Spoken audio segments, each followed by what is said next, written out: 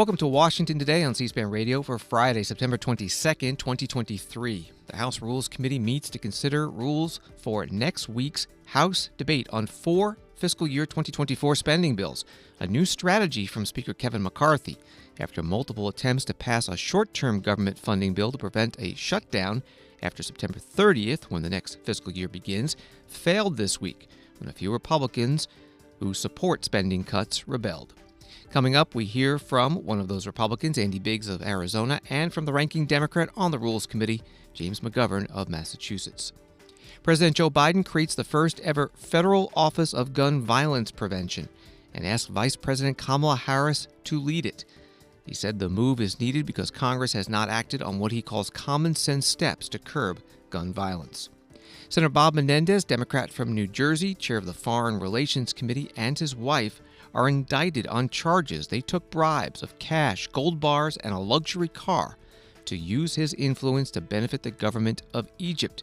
They both deny the allegations. United Auto Workers expands its strike against General Motors and Stellantis, but not against Ford.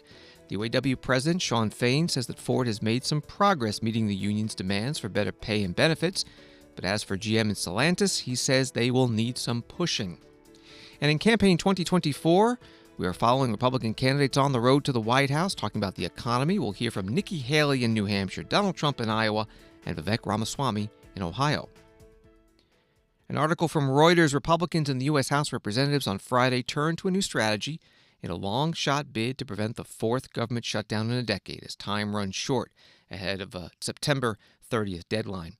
Republicans have so far failed to advance legislation that would keep the government running when the new fiscal year starts on October 1st.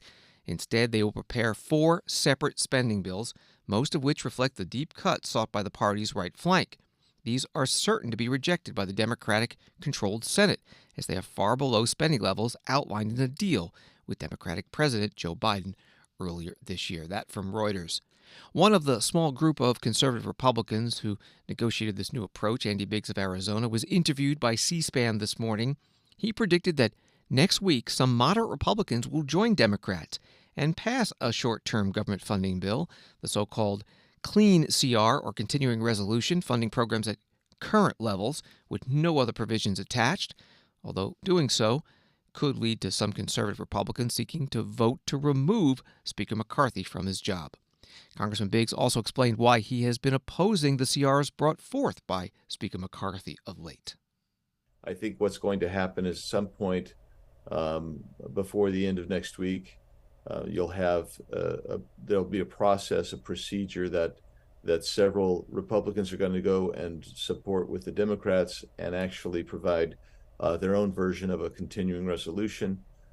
In the meantime, everybody else will be working on those 12 appropriation bills, trying to get those through.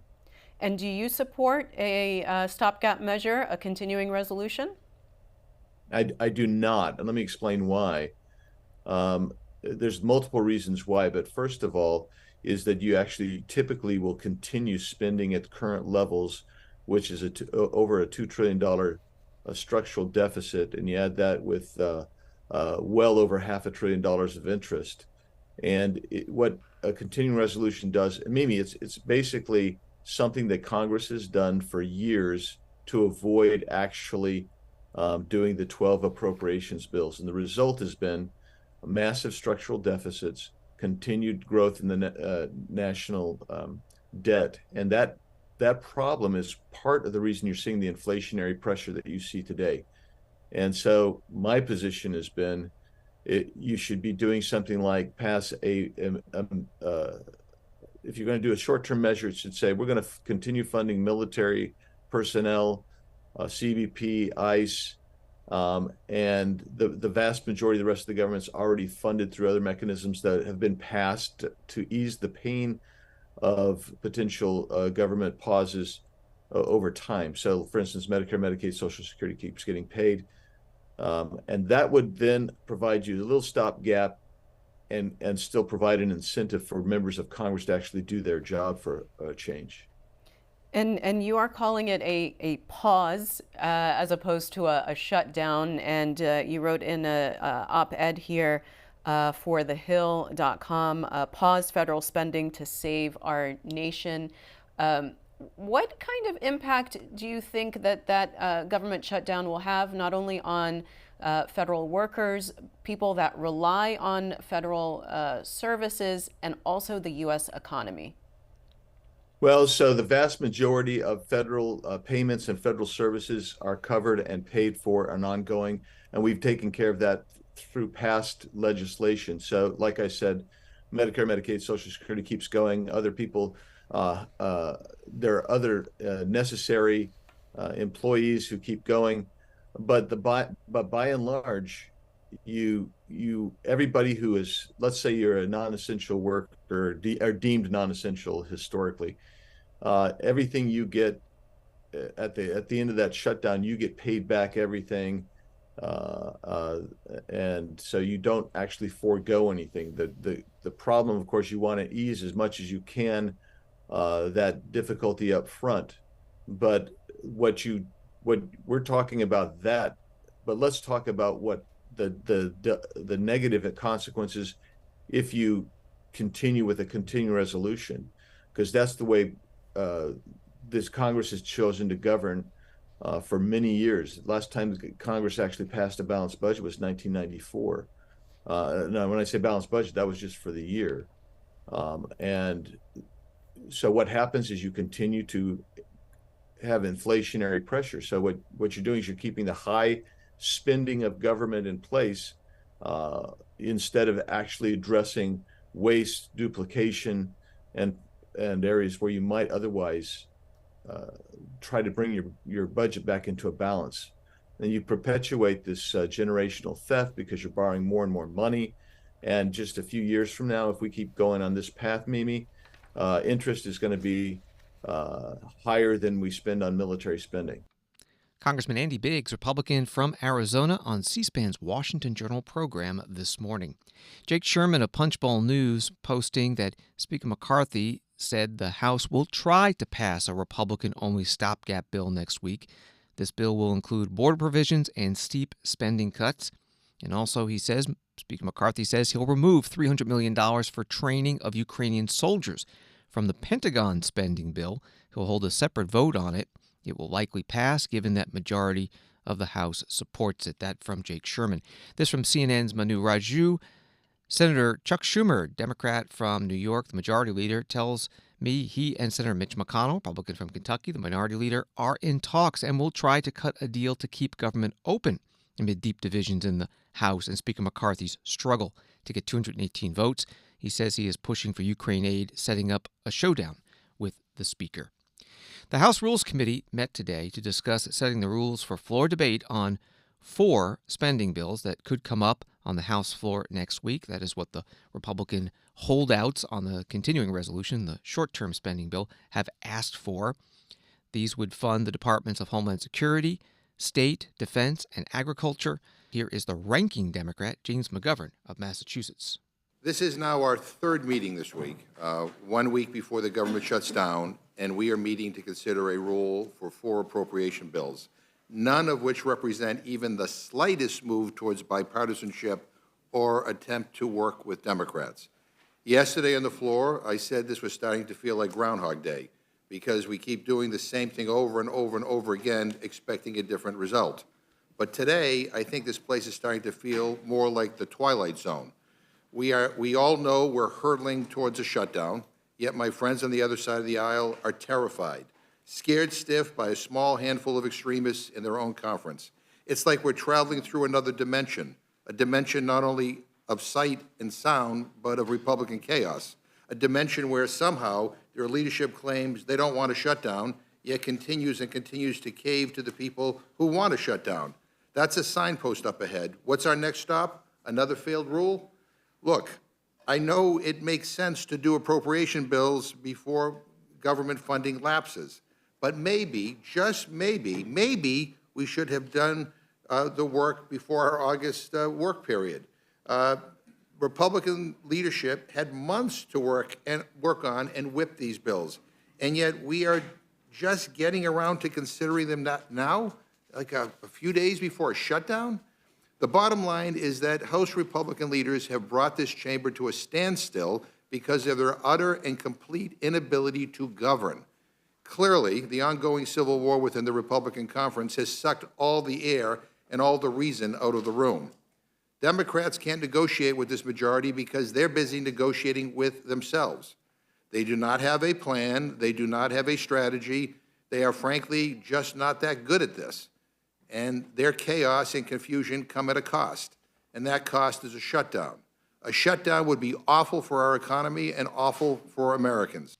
Congressman James McGovern, Democrat from Massachusetts, ranking member on the Rules Committee at today's meeting of the Rules Committee on the 4 fiscal year 2024 spending bills that could come up for House floor debate, amendment, and votes next week. The Rules Committee sets the standards, the rules for debate, including how much time there'll be and what amendments may be offered.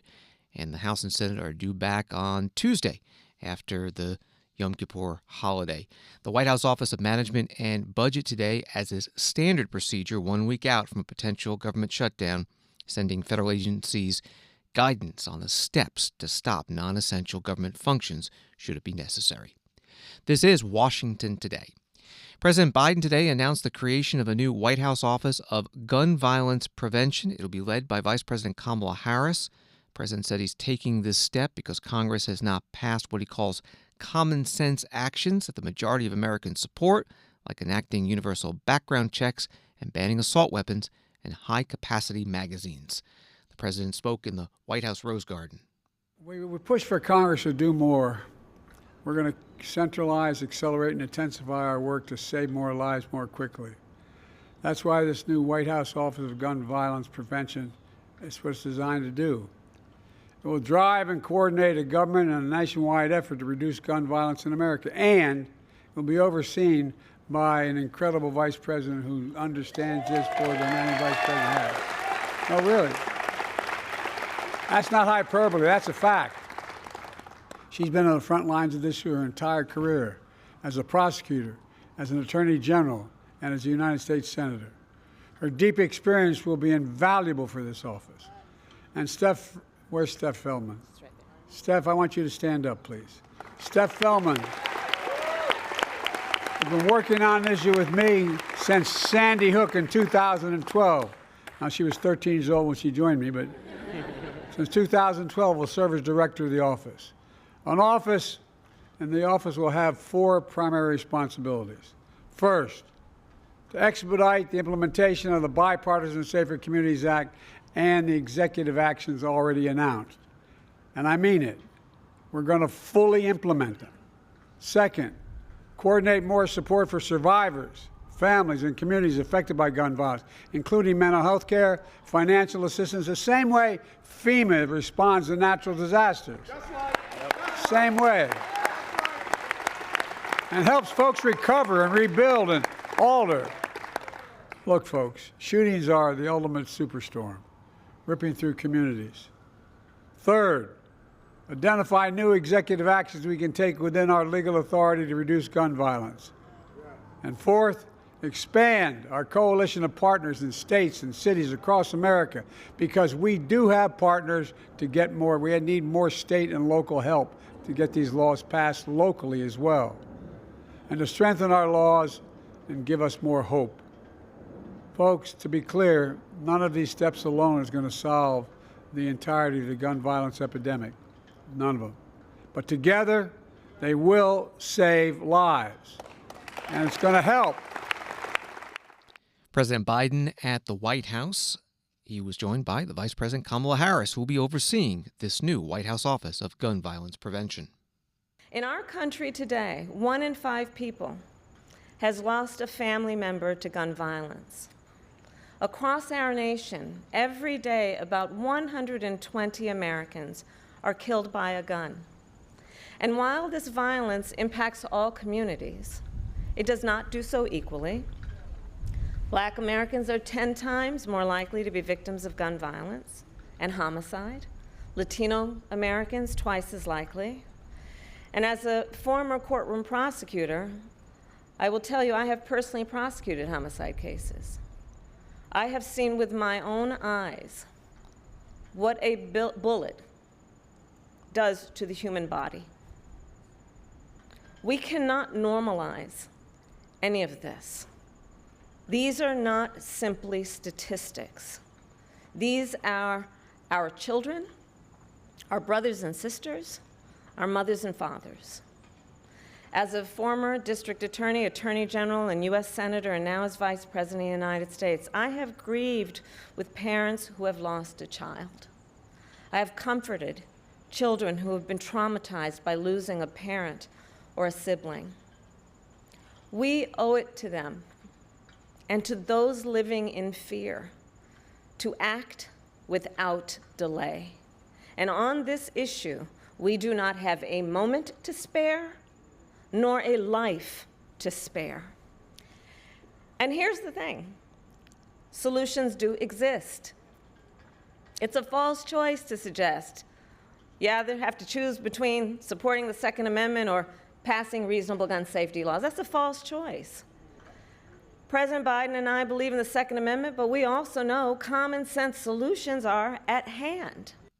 Vice President Kamala Harris standing beside President Biden in the White House Rose Garden on the announcement of a creation of the first ever federal office dealing with gun violence prevention. Also at the event, Congressman Maxwell Frost, Democrat from Florida, who was elected at age 25 as the first member of Gen Z to serve in Congress. And before that, he was National Organizing Director for the group March for Our Lives, which deals with combating gun violence. Story from Fox News. Senator Mike Braun, Republican from Indiana, and 14 other Republican leaders introduced a bill Thursday to prevent the White House from declaring gun violence a national health emergency to enact gun control measures. The bill, known as the Protecting the Right to Keep and Bear Arms Act of 2023, comes as Democratic New Mexico Governor Michelle Lujan Grisham last week tried to enact an immediate 30-day prohibition on carrying guns in public areas on state-owned properties in Albuquerque, calling gun violence a public health crisis. That reporting from Fox News. U.S. Senator Bob Menendez of New Jersey and his wife, writes Associated Press, were indicted Friday on charges that they took bribes of cash, gold bars, and a luxury car for a range of corrupt acts, including having the Democrat use his influence over foreign affairs to benefit the authoritarian government of Egypt. Damian Williams is U.S. Attorney for the Southern District of New York. He spoke at his office in New York City. The indictment alleges that Senator Menendez used his power and influence, including his leadership role on the Senate Foreign Relations Committee, to benefit the government of Egypt in various ways. Among other actions, Senator Menendez allegedly provided sensitive, non-public U.S. government information to Egyptian officials and otherwise took steps to secretly aid the government of Egypt. We also allege that Senator Menendez improperly pressured a senior official at the U.S. Department of Agriculture to protect a lucrative monopoly that the government of Egypt had awarded to Hana, a lucrative monopoly that Hana then used to fund certain bribe payments. Second, the indictment alleges that Senator Menendez used his power and influence to try to disrupt a criminal investigation and prosecution undertaken by the New Jersey Attorney General's office related to an associate and a relative of Uribe. Third, the indictment alleges that Senator Menendez used his power and influence to try to disrupt a federal prosecution of Davies in the District of New Jersey in two ways. First, by seeking to install a United States attorney who he thought could be influenced with respect to Davies, and second, by trying to influence that office to act favorably in Davies' case. And as we allege in the indictment, the senator agreed to do these things and use his power in this way because Hana was paying bribes, because Uribe was paying bribes, and because Davies was paying bribes. Fortunately, the public officials the senator sought to influence did not bend to the pressure. That's a good thing. Now, as part of this investigation, special agents with the FBI executed search warrants on the residence and safe deposit box of Senator Menendez and Nadine Menendez in New Jersey. When they got there, they discovered approximately $500,000 of cash stuffed into envelopes and closets. Some of the cash was stuffed in the senator's jacket pockets. And some of the envelopes of cash contained Davies' fingerprints or Davies' DNA. That's not all. Agents also discovered a lot of gold that was provided by Davies and Hanna. And the FBI, of course, found the Mercedes-Benz that Uribe had provided them. Now, the items that the FBI uncovered are discussed in the indictment, which I encourage all of you to read carefully. Let's take a look at just some of the items. So as you can see here, this is the Mercedes-Benz that we allege that Uribe provided as part of the scheme. What you see here are 3 kilograms of gold. These 3 kilograms together are worth approximately $150,000. And of course here you can see just a fraction of the cash that was uncovered as part of the scheme. Damian Williams, U.S. Attorney for the Southern District of New York, holding this news conference at his office in New York City. We have the video at cspan.org if you'd like to see the pictures he was referring to. In an emailed statement to Associated Press, Senator Menendez says the prosecutors are misrepresenting the normal work of a congressional office and writing these charges as they wanted. And he goes on, for years, forces behind the scenes have repeatedly attempted to silence my voice and dig my political grave. Since this investigation was leaked nearly a year ago, there has been an active smear campaign of anonymous sources and innuendos to create an air of impropriety where none exists. Also, a lawyer for Senator Menendez's wife says that she denies any criminal conduct and will vigorously contest these charges in court. And Senator Bob Menendez, chair of the Foreign Relations Committee, will be stepping down from that position in accordance with Senate Democratic caucus rules. For anyone who is under indictment, should he be cleared, he could regain his position. And 2 Democratic members of the House have now called on Senator Menendez to resign: Andy Kim of New Jersey and Dean Phillips of Minnesota. Supreme Court Associate Justice Elena Kagan was interviewed today at Notre Dame University in Indiana by its dean, Marcus Cole. The annual forum has a different theme each year. This year, it's the future of democracy.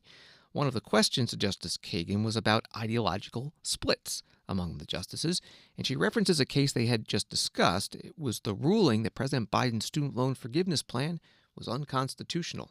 There's this picture of an ideologically or politically divided court, but there are a lot of opinions where there are 9-0 opinions where you're all in agreement, and there are a lot of other opinions where it's not clear that you could see any particular ideological divide between the justices. Can you give an example of cases where you can't really predict how the justices would come out on the basis of who appointed them? And why don't those cases get more attention from the press? Yeah, I mean, for sure there are cases like that. I mean, first off, we probably do 30, 40%, it varies by the year, but 30, 40% of opinions unanimously, so where we all agree across every divide that you can come up with. And then there are cases where we're sort of scrambled up in unpredictable and hard to explain ways. I was preparing for the our first conference of the year the other day, and I noticed that there were some petitions that have to do with how to understand the confrontation clause, which is the clause that allows a criminal defendant to confront the witnesses against him. And it turns out that justices on the court have been all over the map on that, and not in any kind of ways that would strike a person as like, oh, of course, it's 6-3 or something like that. I mean, just like everything's scrambled up. Usual allies aren't allies. Usual people across the V are on the same side of the V. So there definitely are things like that, and perhaps people don't notice them quite as much as the more easy to explain. Used to be 5-4, now 6-3 opinions. Occasionally people notice them. I'll just say Justice Sotomayor and I got into a very vigorous back and forth in a case about an Andy Warhol silkscreen and whether it was constituted fair use or whether the Andy Warhol Foundation had to pay a photographer whose photograph he had used, and it got an enormous amount of press. And partly it's because it was kind of a fun case involving art, but partly I think it was because, oh, like here are these two women who often agree with each other fighting. So sometimes that, and we fought pretty vigorously, you know, so sometimes that exact, like, oh, the usual allies aren't doing what the usual, I mean, there are plenty of cases where Justice Sotomayor and I disagree, but it was like, oh, let's watch them catfight or something like that. But, you know, as to why maybe those cases usually get less attention, I mean, I think, you know, to be completely honest, I mean, it has to be said that some of the more important cases do fall along pretty predictable lines, and not all of them, and but when, you know, in the course of a couple of years, you have a case in, just like last year, a case prohibiting the use of affirmative action, an important case involving LGBTQ rights, this student loan case. The prior year, you had the right to abortion overturned. You had a very important case about climate change and the ability of the government to combat climate change. And when all of these are falling 6-3, you know, it doesn't strike me as surprising that people would talk about that.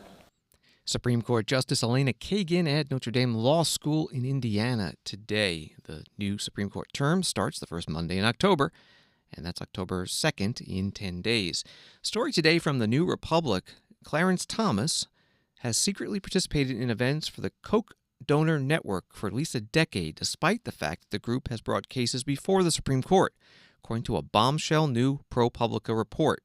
The Koch network is one of the biggest and most influential political organizations in the United States. That story from the New Republic about Justice Clarence Thomas. Washington Today continues in a moment. When citizens are truly informed, our republic thrives. Get informed straight from the source on C-SPAN. Unfiltered, unbiased, word for word. From the nation's capital to wherever you are. Because the opinion that matters the most is your own. This is what democracy looks like. C-SPAN, powered by cable. Welcome back to Washington Today, available as a podcast wherever you find your podcasts and on the C-SPAN Now mobile app. From CNBC, the United Auto Workers is expanding strikes to 38 parts and distribution locations across 20 states for General Motors and Stellantis, UAW President Shawn Fain said Friday morning. The union will not initiate additional strikes at Ford Motor Company, as the company has proven it's, quote, serious about reaching a deal, Shawn Fain said during a Facebook Live. He said the union and Ford have made progress on issues including eliminating some wage tiers, reinstating cost of living adjustments, and an improved profit-sharing formula. He also said the union won the right to strike over plant closures during the term of the deal, as well as an immediate conversion of temporary or supplemental workers with at least 90 days of employment upon ratification at the company. That from CNBC. Here's part of Shawn Fain's online post. We're not done at Ford. We still have serious issues to work through, but we do want to recognize that Ford is showing that they're serious about reaching a deal. At GM and Stellantis, it's a different story.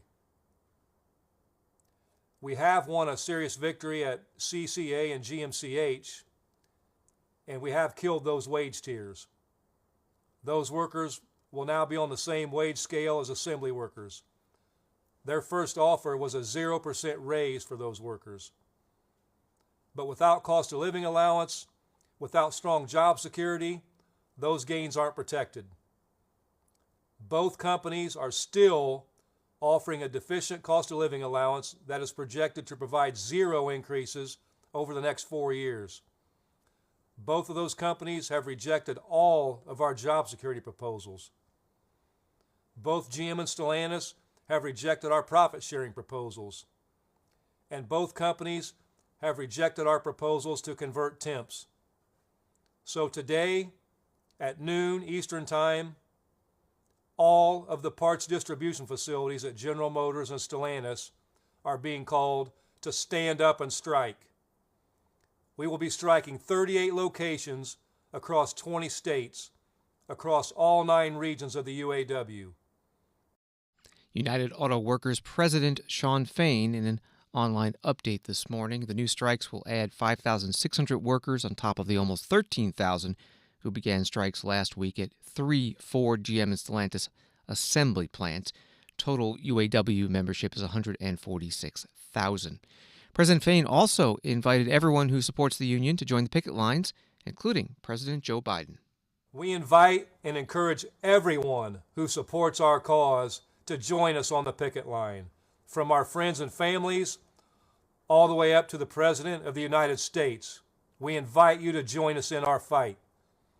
The way you can help is to build our movement and show the companies that the public stands with us and stands with our elected national negotiators. UAW President Shawn Fain. The White House Press Secretary Karine Jean-Pierre was asked at her news conference about this invitation for President Biden to go on the picket line. On the UAW strike, the UAW has invited President Biden to the picket line. I'm wondering if he has any plans to go, and also the strike is expanding to 20 states. Is the president going to feel more pressure to move both parties towards a resolution? On your first question, I don't have any updates to the president's schedule at this time. Just don't have anything to share. But certainly the president appreciates Shawn Fain's inviting him, including him, certainly with all the family and friends of the UAW. And so the president has been really clear about this. He believes the union built the middle class. That's something that he has said for years now. And of course, he is a union guy who will continue to fight for UAW and also union workers. So that will not end. That is something that he has certainly been steadfast about for the past several years.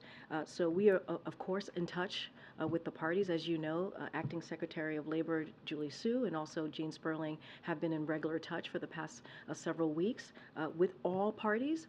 Certainly, the parties continue to remain at the negotiation table, which is incredibly important. And so we've communicated to each of them the importance of continuing to work 24/7 to get to a win-win agreement, as you've heard us say many times. And look, the auto industry will remain here in America. That's what the president has been working towards, investing in that in the last 2 years. And UAW workers remain at the heart of a growing industry. And so we will do everything that we possibly can to help in any way that the parties would like us to. But again, they are at the negotiation table, and we believe that's incredibly important. White House Press Secretary Karine Jean-Pierre in the White House briefing room, her daily news conference. Wall Street today, the Dow down 106, NASDAQ down 12, S&P down 9. And now to the race for the White House in 2024. A number of Republican presidential candidates talking about the economy this week.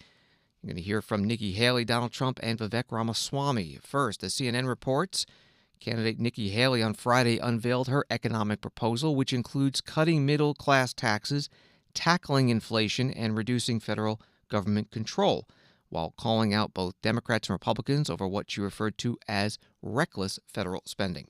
She was at the New Hampshire Institute of Politics in Manchester, New Hampshire. Our future depends on regaining our freedom. Americans are tired of working for Washington. It's time for Washington to start working for us.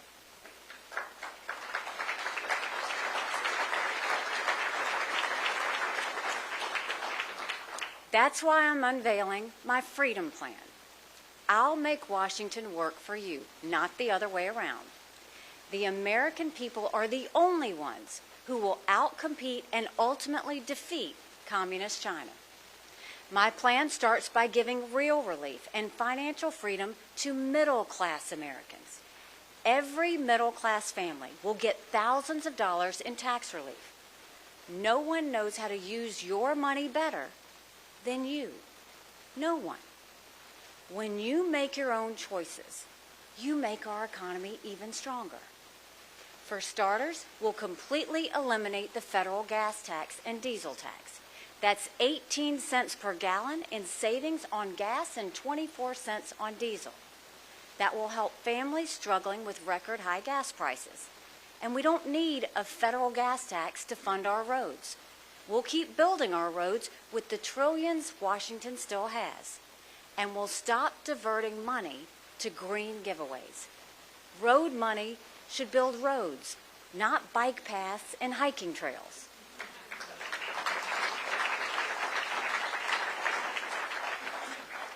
But killing the gas tax is just a modest beginning. We'll cut income taxes for working families. The middle class should have fewer brackets and lower rates. Washington likes to make everything more complicated than it should be. Our goal should be to get a tax code that's so simple, every family can understand it. The average taxpayer should not have to hire an accountant to do their taxes. And we'll make the small business relief in the 2017 tax cuts permanent. It makes no sense that small businesses got temporary relief while big businesses got permanent help. We need to help Main Street create more jobs, give bigger raises, and make our families strong again. Republican presidential candidate Nikki Haley, former South Carolina governor, today in Manchester, New Hampshire, the state which will hold the first Republican presidential primary early next year. Another Republican candidate for president, former President Donald Trump, was in Maquoketa, Iowa on Wednesday. Iowa will be holding the first Republican presidential caucuses. Donald Trump answered audience questions after his speech, and in the final question, he talked about the economy and trade. Hello, Mr. President. My question for you is, what are you going to do to make future generations more successful than what we are right now? Well, we have to save our country first. I really do. I mean, it's a great question in a way, but I think our country, we have almost 36 trillion in debt. We are probably, if this group keeps running, think of what's happened. We used to be allies with Saudi Arabia, a lot of money, a lot of everything, a lot of energy. We didn't need their energy. That was their beauty. But we were allies with all these different countries. Everyone's left us. Brazil is up with China now. Saudi Arabia is with China. Many of the Middle Eastern countries, a lot of oil, a lot of money, they're with China. We've lost the whole of South America is with China. This all happened over the last 2.5 years. It's unbelievable. We have no relation with all the money we waste on trying to bribe friendship. You know, we try and bribe our friendships. We're not with anybody. We don't have anybody. And Europe honestly takes advantage of us on trade and on NATO. They take total advantage of us. And, you know, you see that with Ukraine. We're trying to help them. And the problem is Biden got so far ahead of this thing that now, you know, they're saying, well, why should we have to put up money? The stupid Americans are putting it all up. You know, that's what happened. Europe is... We're 200 billion and they're 25 billion.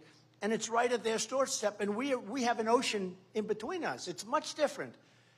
So the first thing, just to answer your question, we have to save our country.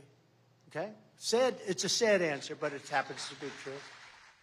Former President Donald Trump, a Republican presidential candidate in Maquoketa, Iowa on Wednesday. A New York Times article from Thursday reads that Republican presidential hopefuls eager to demonstrate their foreign policy credentials on the campaign trail have homed in on China, a topic that allows them to assail President Biden while focusing less on global issues more divisive with primary voters. While the candidates are in near unanimous agreement that Beijing is the United States' foremost foreign adversary, their remarks and policy prescriptions reveal significant divides within their party on how to approach it. Former Vice President Mike Pence used a China-focused speech on Monday at the Hudson Institute in Washington to criticize Donald J. Trump, his former running mate and the race's frontrunner, and other competitors as being isolationist.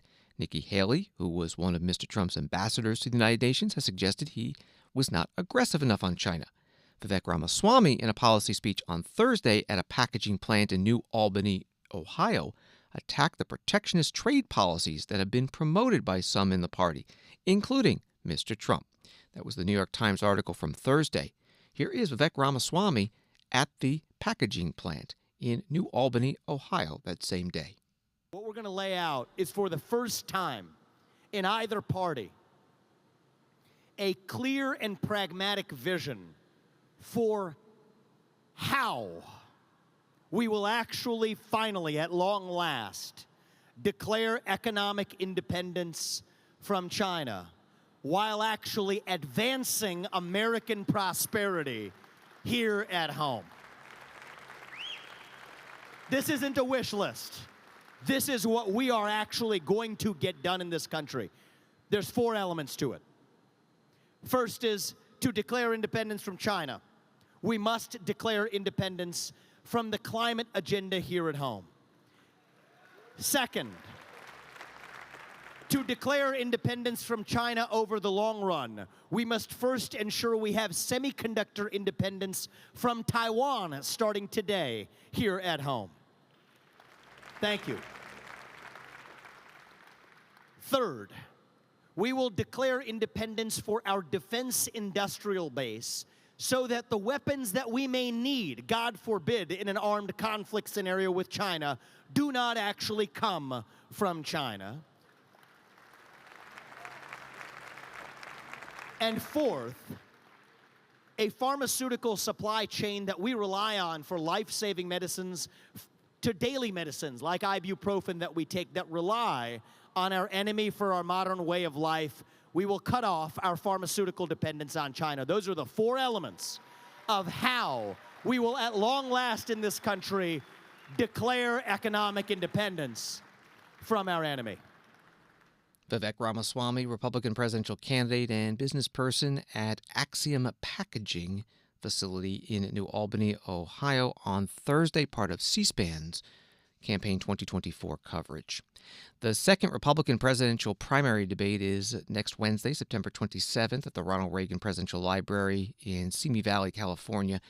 Axios reports at least 7 candidates have qualified through a combination of minimum polling and fundraising.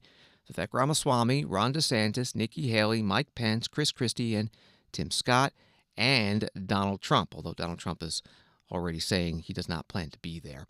And CNN says the third Republican presidential primary debate will be held November 8th in Miami. CNN cites a source familiar with the event. And finally, on Washington today, this from HuffPost. Senator John Fetterman, Democrat from Pennsylvania, became emotional on Thursday while speaking about the challenges people with disabilities face and recalling the bullying he endured after suffering a stroke last year. During a hearing of the Senate Special Committee on Aging, the senator held up his phone to show the transcription app that helps him to follow conversations. Here's part of what he said. This is my iPhone, and this is a transcription service that allows me to fully participate in this meeting and conversations with my children and interacting with my staff. I had a stroke about 18 months ago, and I have lost my ability to fully process language.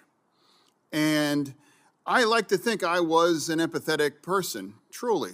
But until that happened, I've raised to a whole different kind of level as well. And it's profound to know, though, that I never really considered that without this kind of technology, I couldn't watch television. And I can't imagine if I didn't have this kind of a bridge to allow me to communicate with other people effectively. And, because I live in a political environment, I was ridiculed and made fun of because I wasn't able to process things sometimes or say things. So I'm so sorry that I'm sure many of you had to go through this kind of thing. I was lucky that I was lucky enough to go through my life, the vast majority of that, without this kind of disability that I have. But again, I can't imagine and how the challenges, and I admire everyone that has to kind of live with these kind of struggles and prevail over them. Senator John Fetterman, Democrat from Pennsylvania, at the Senate Aging Committee hearing on Thursday. Again, from the HuffPost article, the focus of the hearing was ensuring government technologies accessible to older adults, veterans, and people with disabilities. Several disabled people and disability advocates provided witness testimony. Thanks for listening to Washington Today. Sign up for C-SPAN's free evening newsletter, Word for Word, and get the stories making headlines in Washington sent to your inbox every day. Subscribe at cspan.org/connect. Have a good night and weekend.